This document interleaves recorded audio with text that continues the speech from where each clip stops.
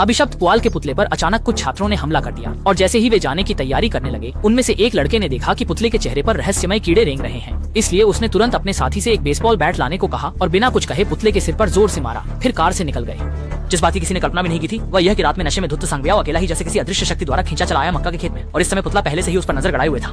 किसे पता था बहादुर सांगबियो ने मकई के खेत में जाकर एक टोकरी अंडे चुरा ली। रास्ते में जाते हुए उसने पुआल के पुतले को जोर से एक लात मारी, जिससे पुआल का पुतला पूरी तरह से गुस्से में आ गया और वह यह नहीं जानता था कि आगे उसकी 17 सदी होगी।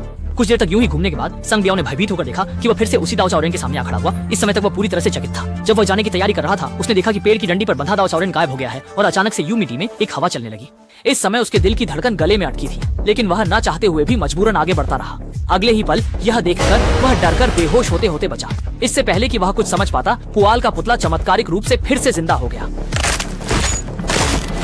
इस समय सांगबियाओ का शराब का नशा तुरंत उतर गया और वह जान बचाने के लिए पागल होकर भागने लगा, लेकिन श्रापित पुतला उसे छोड़ने का कोई इरादा नहीं रखता था। ठीक इसी मौत की घड़ी पर सांगबियाओ एक गोबर के कांटे से ठोकर खा गया। जैसे ही उसे लगा कि आज रात यही उसका अंत हो सकता है, उसने तुरंत जमीन पर पड़े गोबर के कांटे को उठा लिया। अगले ही पल क्या पता कि पुआल का आदमी अचानक से फावड़ा छीन लेता है और तुरंत ही पलटकर हमला करता है।